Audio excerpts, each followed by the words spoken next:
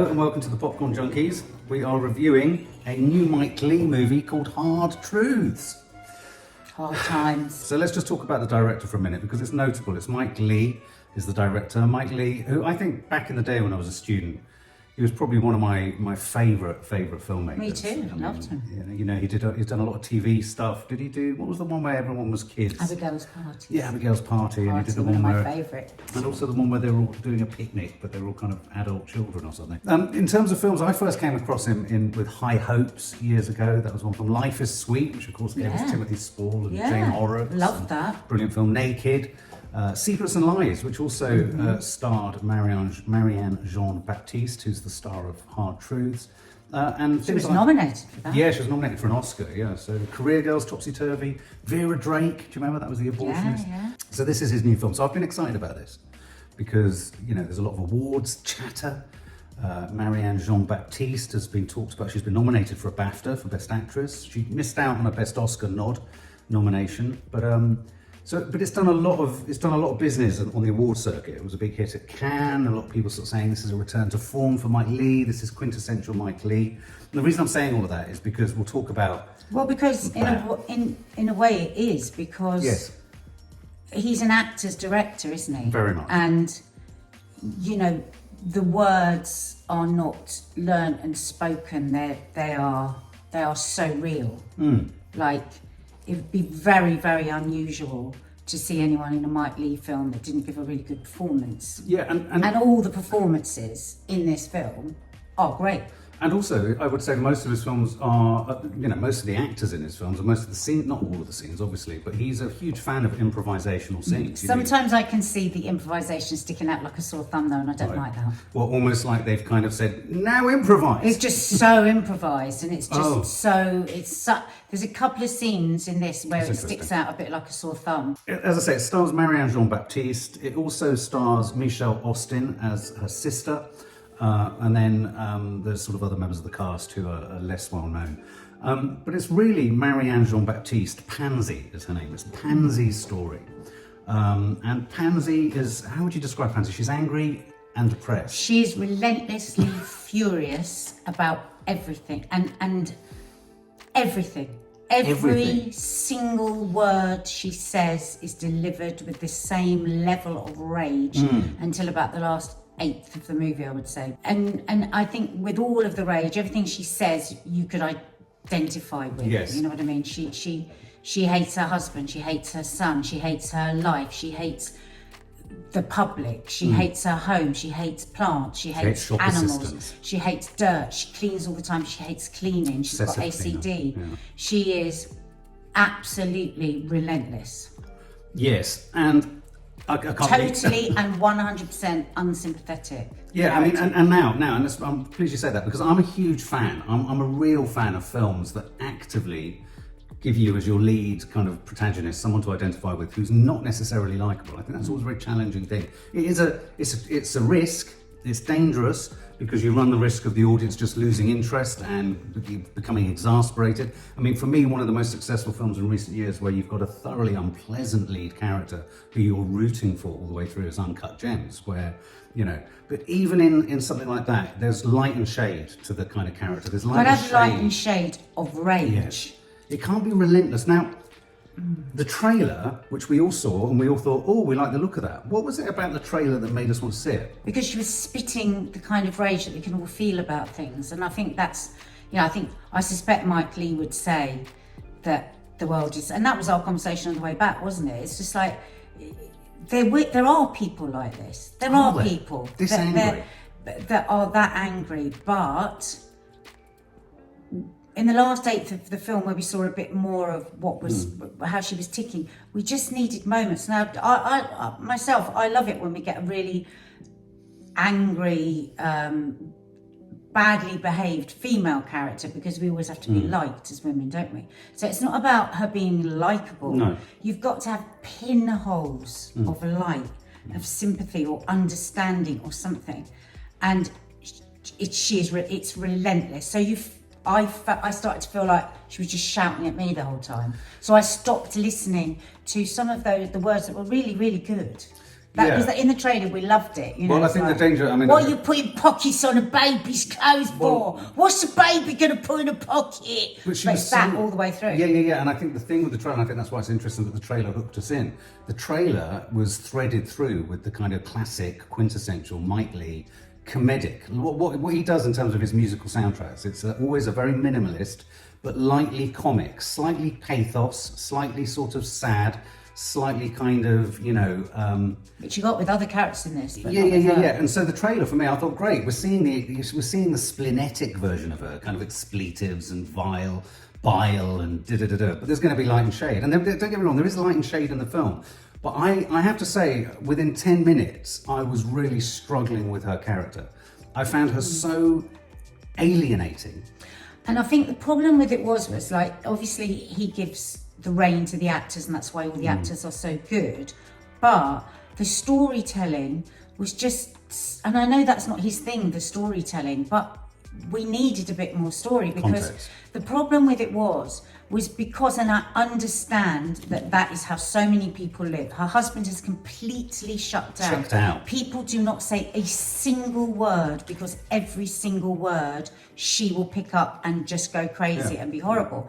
But the problem with that was, it was too much. Yes. I mean, he gave a brilliant performance of not saying a single word. He didn't say a word. But as it's just like complete disregard for the audience. It's like, actually the audience doesn't matter at all, because we're all just doing this thing in the way that we're doing it. And if there'd just been a few moments of the husband talking back or saying something to break up that relentless dialogue that we stopped listening to. That's the problem, stop listening to her. I mean, I hate it when reviewers or film reviewers review a film and then say how they think the film should have been made, because that's not what we're reviewing, what was made. Well, that's what I said to you, isn't it? It's like, I could fill in the story. I've got 25 stories I could give. Oh my God, maybe she had postnatal depression. Oh, well, her mother died 6 months ago. Maybe this is... but I don't want to go and make the story. No, and one of the problems I had with this is I felt like the story, for want of a better word, which I have to be brutally honest, has zero resolution. For me, there was no real narrative arc to her character, bar at that sort of very end point. We were offered up chinks of sadness, potential cause and effect of dissatisfaction. They're not really. Moments where there was a kind of, she wasn't as vocal and as verbal. So you had a chance again to fill her with a compassionate reading of her, but that was then destroyed again right at the end. My problem with this film generally was it felt like the story was a bit back to front. And I'm not saying it should have been a different film. I think the whole film would have benefited somewhat by having the detail of their lost mum and the context within which her being one half of two sisters, which it does establish. I just needed to see some heartfelt, not justification for her bitterness. She's a bitter woman. And I think you're right, it's really important that we are thrown up sort of portraits of women and men who are just what they are, because that's very difficult for us to kind of, it's like, oh God, she's just very unlikable. What is there to like about her? There's nothing to like about her. But I think if we change the word from like, because why should we like anyone? No. Because it's not about needing to like it, it's just needing some light and shade. No, I don't so mean you could likeable. hear You're her. absolutely We right. stopped listening. Yeah, That was exactly. the problem. But that's my point. And I felt there was no context to her fury and her disappointment and her distress. So by the time you did see her son, and you met her son, who's overweight, he's clearly autistic, very quiet, he heads out on walks, he just wears headphones, he kind of reads magazines about airplanes. It's heartbreaking performance. He probably says 5 words in the whole film, but he's brilliant. He's brilliant. The husband, who says about 10 words, he's brilliant. Sort of downtrodden, put upon, is we're told by his wife and through the sister that he's the cause of all of her upset, or some of her upset. And you sort of, why did you marry him? Yeah, I felt his isolation. But the weird thing is that I had no chance to even question their interpretation of the situation of living with her, because I felt just like them. I was like, for fuck's sake, let's get out of the house and go on a walk. I want to escape this woman. Sadness fast. was just awful. And as we're sitting here talking about it, I feel like it's such a I feel like sadness about this film, really, because it was dealing with so many topics. The way that people can just become so distant, they stop sharing. How so often somebody that's angry is just often just very scared or insecure or whatever. So all those themes were there, but but it was just like being hit over the head with a hammer. Perhaps what this film is trying to do, so you have a portrait of a woman who's clearly struggling under massive psychological, emotional, mental health issues. And in a weird way, what this film resolutely doesn't do is seek to understand or seek to solve any of it. And just like real life. Just like real life. And what the vast majority of people go through is, we're very therapeutic. For lots of people, it costs money. You need to be on waiting lists. You have to have an inclination towards accepting that mental health is a thing. And I thought there was quite a clever scene, actually, where when the whole family have all come together at Pansy's sister, beautifully played by Michele Austin. I thought Michele Austin, her sister, the hairdresser, sensational. Actress. And chalk and cheese are the two characters, absolutely. So much tenderness and love. So much tenderness. She's just amazing. And I found in a weird way her scenes, probably because she wasn't just shouting all the time, more naturalistic. There were moments where I actually found, I'm not suggesting that Marianne Jean-Baptiste's performance wasn't good, but at times I just found it crass and unnuanced. It was I feel like the director should have stepped in and been able to see outside of that and break it up a bit more with the scenes. So a few more moments with the sister where maybe she's not quite as angry. I'm not saying don't be angry, not quite as angry, just to take the shrillness out of it, because it was so shrill. It was like chewing on like paper. And there were those moments there, like when her sister was doing her extensions and doing her hair. There was a moment there, but she was as angry there. Too much. There was no I wish it had just shifted a bit. We're a bit more angry to your sister, but she was exactly the same anger with every single person. So have the anger, but have the anger with different colours, with the different people that you're with. And also there was a chance when she was going to the dentist or she was going to the doctors to just again to make the anger a bit different, because the anger was one note. It was one note. And that's what I doubt. I doubt that anyone has exactly the same anger with every single person in their life. Whether it's the shop assistant, the sister, the husband, the boy, it was the same. I agree, and I feel like you're absolutely right. It is a directorial problem. He didn't take her through the different layers of where she was in the script. He was stepping back looking. And so she stayed at this one state. But going back to this thought that perhaps what the film is about and the hard truths of the film are that, there are millions of souls living lives of desperate isolation. But it was when the two younger girls, her sister's two younger girls, who were kind of very plugged in and active, a real contrast with her very quiet, very silent, sullen son with his headphones on. When it was clearly dysfunctional and no one was talking, and they were going, what's wrong? What's wrong? There was zero understanding or potentiality to step towards any other understanding beyond what was just being presented. I don't agree with that. I think they all knew there was something very wrong with her. Yeah, but there was no suggestion of like help or kind of medication or see a doctor or But I mean, there was no story, was there really? No, I know, and that's my point. We had to make the story up ourselves and pay for our ticket. It's like, I don't want to be a right bloody story. But the really good thing was when we were outside, away from her, and like in the sisters' hairdressers. Oh, I love that. Oh, honestly, we both said we could have listened to this. They should have been broken up more in between. I almost felt it could have been the rhythm of the film, and again, I'm creeping into saying the film I would have preferred to see, is if the structure of the film had been repeated sessions at the hairdressers, and it was within that space that you got the light relief from, which we did, but it was just odd.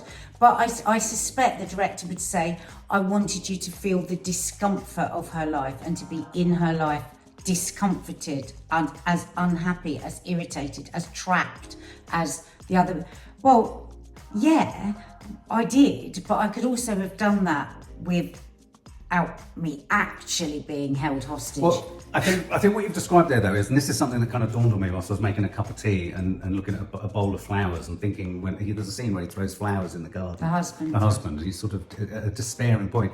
All of the emotions around her were really, within her family, were really muted and kind of, I felt I could have done with more light and shade in them too. There was no light and shade in the son, there was no light and shade in the husband, and there was zero light and shade in her. All the light and shade in this came from her sister's home, the performance of her sister. And the daughters, the daughters and the got really daughters, angry. that's what I mean, in their life.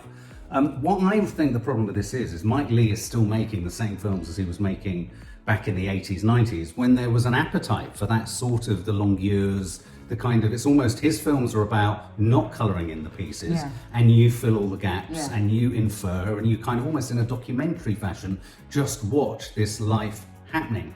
I sadly think that we're past all that now. And it's not But about it's quite being... manipulative because you were just being battered the entire time. You didn't have space to. Do you know what I mean? I also found the end of the film really... It was neither kind of clever So nor confusing in a good way. I just thought it was a real letdown. Well, no, I think what the director might say is we wanted you to be left with the feeling that this is as desperate as it is with people that are this desperate. There's no answers. There's no conclusions. It will just go on and on and on. She's not going to leave him. He's not going to leave her. Nobody's going to come in and make it better. There is nobody on a white horse. He's now downstairs paralysed with his physical pain. She's upstairs paralysed with her mental pain. Looking out of the garden. But she can go in the garden now.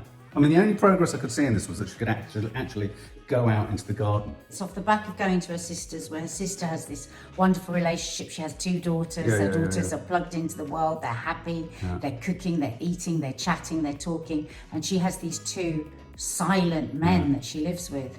Oh my God. It was absolutely heartbreaking, that scene when she went into the garden. Sniffing the air, the agoraphobia. Oh God. Do you see all of that? I thought again was a really, where I thought, Marianne Jean-Baptiste was wonderful was in many of the scenes where she wasn't actually, ranting.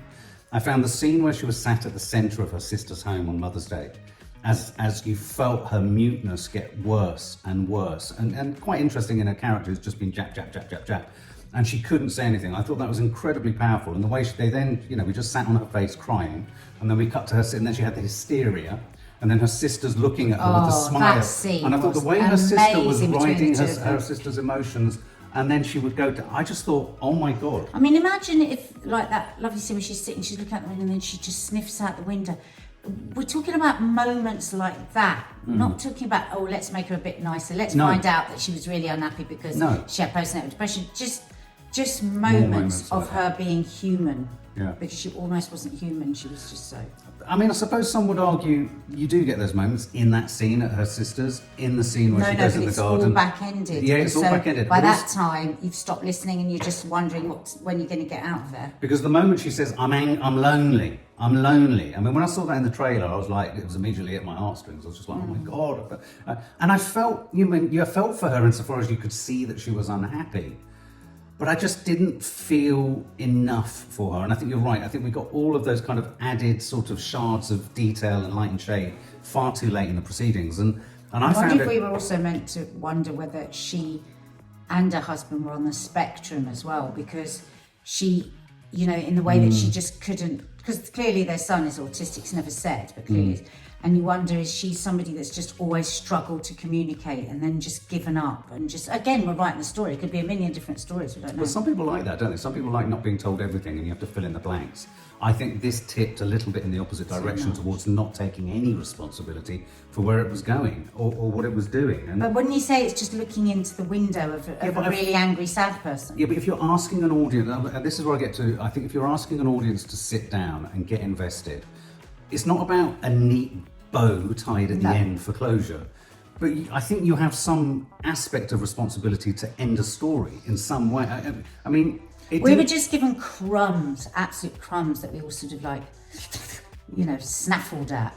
Crumbs of explanation. I never do the 1 out of 100, do I, marking on this? Mine is always, would you tell anyone? How many people would you tell to see it? I wouldn't say to anyone to see it. You see, those great long years as a filmmaker, I like a moment in a film where you're asked to pause and watch. But where I was asked to pause and watch, whether it be a face or her sitting or the husband sitting, there wasn't enough for me to fill them with.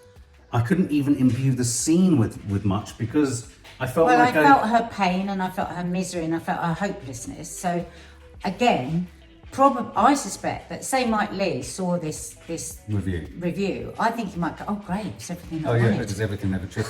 Yeah, I don't know. I just found it bare. I found it hectoring.